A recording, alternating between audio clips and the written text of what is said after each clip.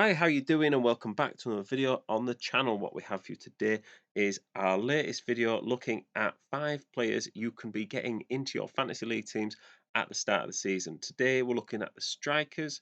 So let me know what you think about my selections here. We're going to go with top 5 good strikers. Sometimes it depends on your circumstances. We've done the goalkeepers, defenders, and midfielders videos. So if you like the look of this one, have a look at those ones as well. Hopefully, it might help you out. If you are new to the channel, please do like and subscribe. It's fantastic, the support. Even what we've had so far this season has been great. So thank you very much, and let's get into it. So our fifth forward here is going to be Nicholas Jackson from Chelsea. Now, the reason I've put him in, I usually stay away from players that are new to the league, especially strikers. I feel like sometimes it takes a bit of time to hit the ground running, link with your midfield, all of that.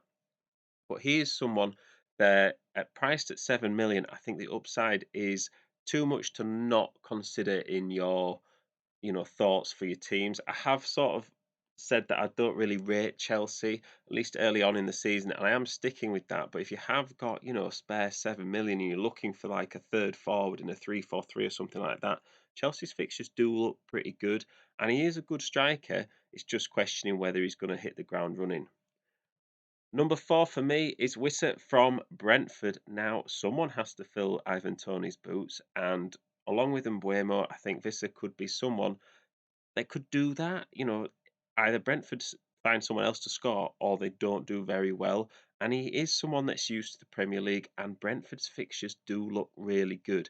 He's not necessarily going to be what I think is like the fourth highest scoring striker in Fantasy League this season, but he's someone that could score in bunches, like in a burst at the start of the season.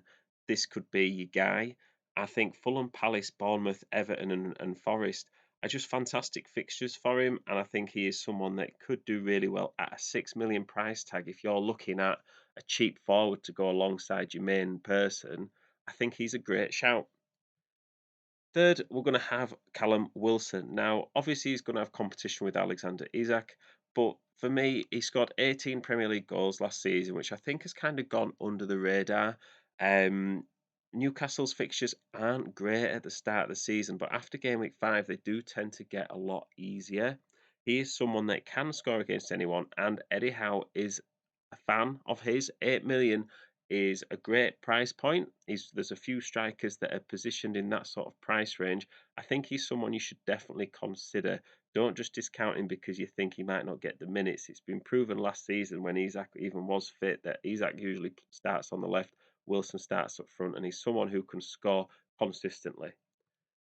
Number 2, we're going with Ollie Watkins. So for me, he's really underrated, and Aston Villa could have a great season. The fixtures are mixed to start with, but I think even against the tougher ones like, Brighton, maybe even Newcastle, Chelsea, I think he can score goals. He got 15 goals last season, 8 million, the same as Callum Wilson, and you're kind of splitting hairs between them. They're the two sort of players you can bring in and out, maybe transferring them every few weeks, depending on the fixtures, because when they get a good run of games, both of them are going to score. I really like the look of Ollie Watkins and Aston Villa to start the season. Finally, number 1, it's no surprise. We've got Erling Haaland. We've talked about him before. He is someone that I think you could really pay about 16 mil for. He could cost 16 mil for your fantasy league team, and you'd still consider getting him in. I think he's someone that, when we talk about ownership, you usually say, "Oh, this guy's pretty high owned. He's like 25% owned." Really, that means, like we said in another video, that means 3 out of 4 people actually don't have that player. Here, we've only got 86.5% ownership. That's absolutely massive. I think you've got to get him in really, even if it's fear of missing out or fear of falling behind. I learnt that the hard way last season. I think he's someone that's just a no-brainer. So really the question is what formation are you going to use in the rest of the team? Who do you want your second striker to be? Are you going to go with a 3-4-3 or a 3-5-2? Let us know in the comments what you're thinking. Thank you very much for listening. Hopefully these videos have helped you out, and I will see you in the next one.